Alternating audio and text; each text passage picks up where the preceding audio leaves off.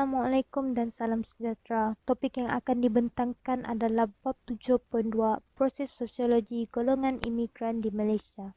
Subtopik ini sedikit sebanyak menceritakan mengenai penubuhan sebuah negara yang terdiri daripada pelbagai etnik melalui interaksi sosial. Seperti yang kita sudah tahu, Malaysia merupakan salah satu negara yang mempunyai pelbagai etnik. Antara masyarakat majmuk yang terdapat di Malaysia adalah Melayu, Cina, India dan suku kaum yang lain seperti Iban, Kadazan dan Bumiputera yang lain. Masalah interaksi sosial akan berlaku apabila rakyat yang pelbagai kaum tidak mengenali satu sama lain. Oleh itu, perpaduan dan persefahaman rakyat hanya akan tercapai apabila interaksi sosial dapat diperkukuhkan. Dengan itu, di Malaysia, proses sosiologi golongan imigran dibahagikan kepada 3 tahap. Yang dinyatakan oleh rakan saya tadi, proses sosialisasi golongan imigran di Malaysia boleh dibagikan kepada 3 tahap, yaitu tahap pertama, tahap kedua, dan tahap ketiga. Pada tahap pertama, golongan imigran ini masih berpegang teguh pada budaya tradisi yang diwarisi dari negara asal dan suka bagi golongan imigran tersebut untuk berinteraksi sosial dengan penduduk tempatan. Hal ini kerana mereka masih lagi belum dapat menyesuaikan diri di tempat yang baru dan mengambil masa yang lama untuk menyesuaikan diri dengan penduduk tempatan. Golongan imigran ini juga masih berpegang kuat kepada amalan budaya tradisi dalam kehidupan seharian, walaupun tidak berada di tanah air sendiri. Contohnya, bahasa. Orang India masih menggunakan bahasa India, dan orang Cina juga masih menggunakan bahasa Cina. Assalamualaikum dan salam sejahtera. Saya ingin meneruskan pembentangan tahap 1. Seperti mana kita tahu, masyarakat Malaysia yang terdiri daripada pelbagai etnik mempunyai latar belakang adat, bahasa, agama dan budaya yang berbeza. Walaupun etnik yang berlainan ini berada bahu di bawah satu sistem politik yang sama, namun kehidupan mereka adalah berasingan. Interaksi dalam kalangan mereka juga kurang dan hubungan antara mereka hanya terbatas kepada perkara tertentu, terutamanya yang berkaitan dengan aktiviti ekonomi. Pembahagian buruh dalam sistem ekonomi dibuat berdasarkan pemisahan etnik dalam masyarakat dengan setiap etnik mempunyai fungsi ekonomi yang tersendiri. Seperti mana kita nampak sekarang ni, wujudnya komuniti etnik Chinatown, Little India, Kampung, Ladang dan New Village. Pada tahap kedua, golongan imigran telah menerima nilai dan budaya masyarakat tempatan dan mempraktikannya dalam keadaan tertentu, di mana ini berlakunya amalgamasi. Mengikut teori, amalgamasi berbentuk formula di mana A tambah B tambah C jadi D. Golongan imigran juga masih mempraktikkan amalan asal walaupun memiliki dan menerima nilai budaya masyarakat tempatan yang lain, di mana ini juga menyentuh budaya masyarakat tempatan bagi mereka. Kumpulan etnik ini juga dipanggil amalgamasi. Baiklah, pembentangan kita teruskan dengan slide 8, yaitu contoh ataupun huraian untuk tahap kedua ataupun lebih dikenali sebagai amalgamasi. Seperti yang ditunjukkan dalam slide ini, kita dapat lihat di mana lelaki berbangsa Cina dan seorang wanita yang berbangsa India menjalinkan hubungan dengan perkahwinan. Oleh daripada hubungan tersebut, maka terjadilah sambutan hari raya ataupun sambutan Tahun Baru Cina yang disambut oleh dua suku kaum dan perayaan Deepavali yang juga disambut dua suku kaum tersebut. Ini adalah salah satu contoh yang jelas bagi menggambarkan amalgamasi.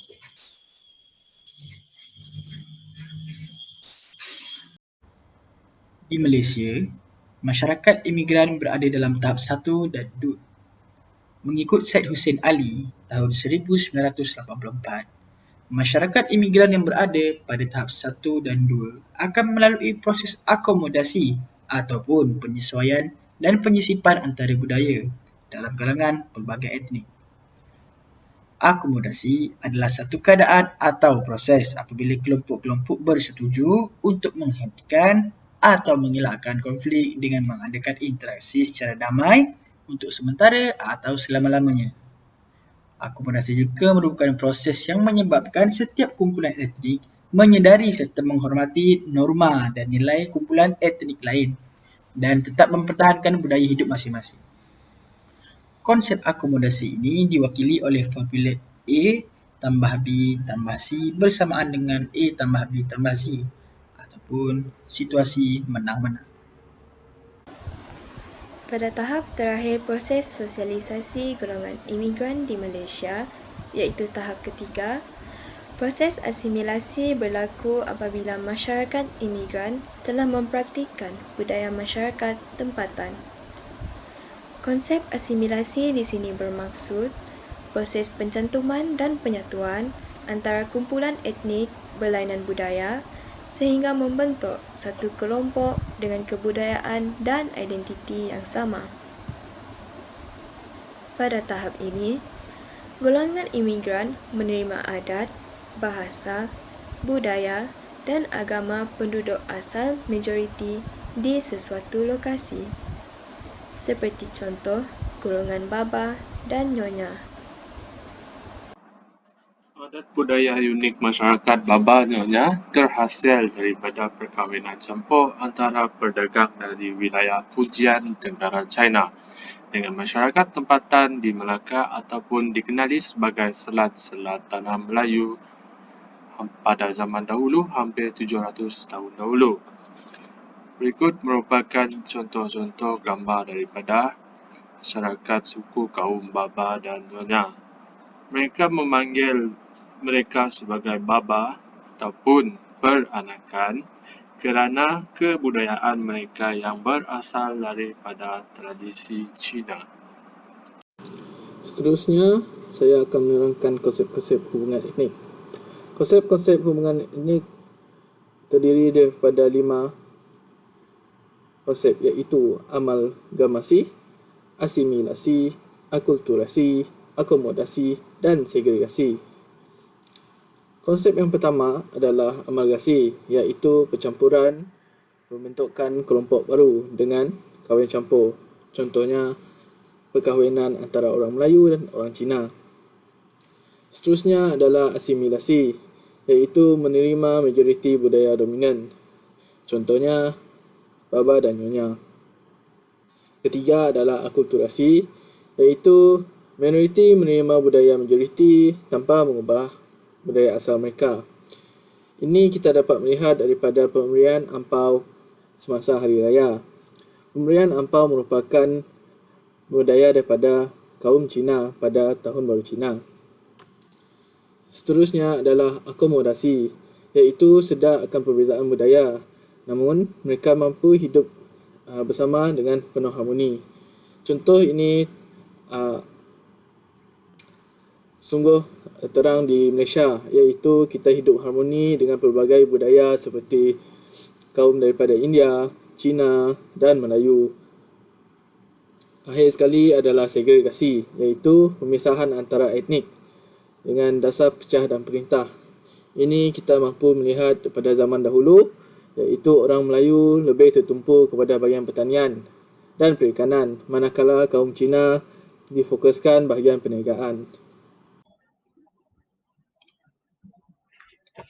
Kesimpulannya, setiap individu di Malaysia mempunyai cara hidup yang berbeza. Sebagai negara yang berbagai kaum, agama, budaya dan adat resam, rakyat Malaysia harus mengutamakan keharmonian dan kemajmukan.